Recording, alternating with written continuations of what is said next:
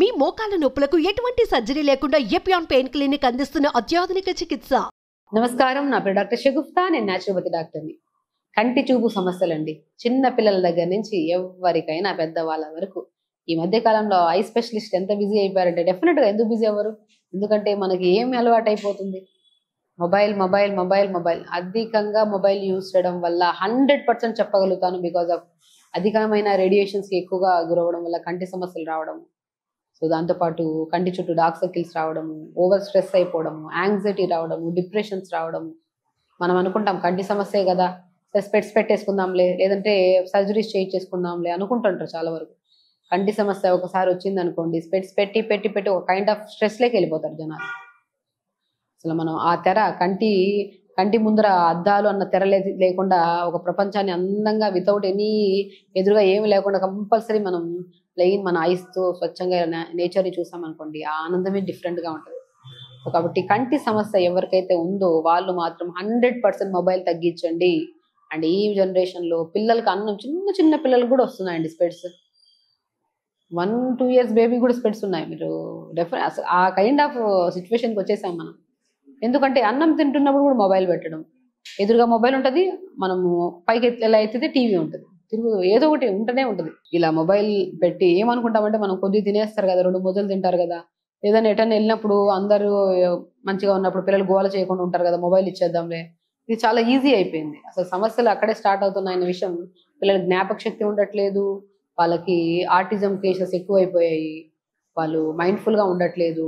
Food కరెక్ట్గా తింటే నమిలి తినాలి, ఆ సలైవా రిలీజ్ అవ్వాలి, వాళ్ళకి టేస్ట్ తెలియాలి, అవి తింటే ఈజీగా డైజెషన్ అవుతుంది, బాడీలోకి వెళ్ళి సో వాళ్ళ న్యూట్రిషియస్గా మారుతుంది. సో ఇవన్నీ చేయక ఇక్కడి నుంచి స్టార్ట్ అయ్యేది కంటి నుంచి స్టార్ట్ అవుతున్నాయి. కాబట్టి పిల్లలు అధికంగా మొబైల్ యూజ్ చేస్తుంటే, అది పెద్దవాళ్ళు కూడా, ఈవెన్ దో రాత్రి 12 అవుతుంటుంది, పెద్దవాళ్ళు ఈ వీడియో ఇప్పుడు కూడా చూసే వాళ్ళు కూడా ఉంటారు.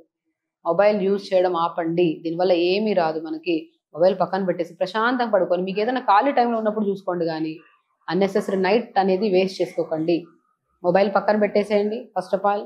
అండ్ వెరీ ఇంపార్టెంట్, ఆకుకూరలు బాగా తీసుకోండి, ఆకుకూరలు అధికంగా తీసుకోవాలి.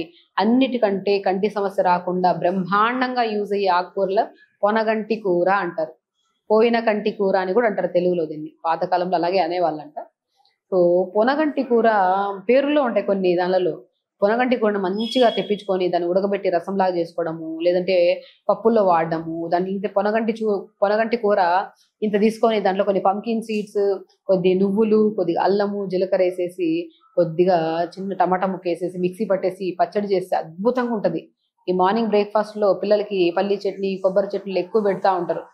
సో ఎప్పుడు ఒకేటా కాకుండా మనం కొద్ది మారుస్తుండాలి. పొనగంటి కూర కూడా లైట్గా మనం స్టీమ్ చేసుకొని చట్నీ చేసుకుంటే చాలా అద్భుతంగా ఉంటుంది. పొనగంటి కూర అద్భుతంగా పనిచేస్తుంది కంటి సమస్యలకి. అండ్ దాంతోపాటు ఖచ్చితంగా మనము పాలకూర కూడా, ఐరన్ డెఫిషియన్సీ ఉండడం వల్ల కూడా చాలా వరకు మనకి కంటి సమస్యలు వచ్చే ఛాన్సెస్ ఉంటాయి. రక్తహీనత ఉన్నా కూడా మనకి కంటి సమస్యలు వచ్చే ఛాన్సెస్ ఉన్నాయి. కాబట్టి పాలకూరను రెగ్యులర్గా తీసుకోండి, మునగాకును రెగ్యులర్గా తీసుకోండి, క్యారెట్స్ రెగ్యులర్గా తీసుకోండి. And very important, pumpkin seeds, water melon seeds, sunflower seeds daily మన ఫుడ్ హ్యాబిట్స్లో యాడ్ చేసుకుంటూ ఉండండి. అసలు కంటి సమస్యలే ఉండవు మనకి. కళ్ళు అద్భుతం అండి, మన నేచర్ని వితౌట్ స్పెట్స్ మనం చూడగలిగాం అనుకోండి, అద్భుతంగా ఉంటుంది. సో అధికంగా మొబైల్ని చాలా కేసెస్ మన దగ్గరికి వస్తుంటారు, పిల్లల్ని తీసుకొచ్చి కౌన్సిలింగ్ చేస్తుంటారు. నేను చెప్తుంటాను, వాళ్ళు మీరు ఎంత వచ్చినా సరే మీరు 80% మీరు మొబైల్ ఆపిచ్చేస్తే మా దగ్గర కూడా రావాల్సిన అవసరం లేదు, అక్కడే స్లోగా మనకి చాలా వరకు కంటి సమస్యలు రాకుండా కాపాడుకోవచ్చు అని చెప్తాను. ఒకవేళ ఉన్నవాళ్ళు దీన్ని మనం రాకుండా కాపాడుకోవాలంటే, న్యాచురోపతిలో అండ్ యోగాలో బెస్ట్ త్రాటక క్రియ అంటారు.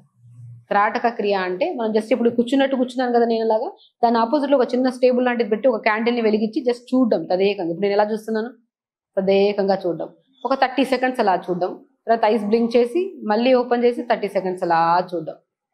సో మనము మళ్ళీ మన త్రాటక్రియ అంటే క్యాండిల్ వెలిగించుకొని చూడడం, అంతే ప్లెయిన్ వైట్ కలర్ క్యాండిల్ పెట్టుకొని అలా తదేకంగా చూసి ఒక 7-8-10 నిమిషాలండి. లైట్లు అన్నీ ఆపేయాలి, రూమ్ లైట్లు.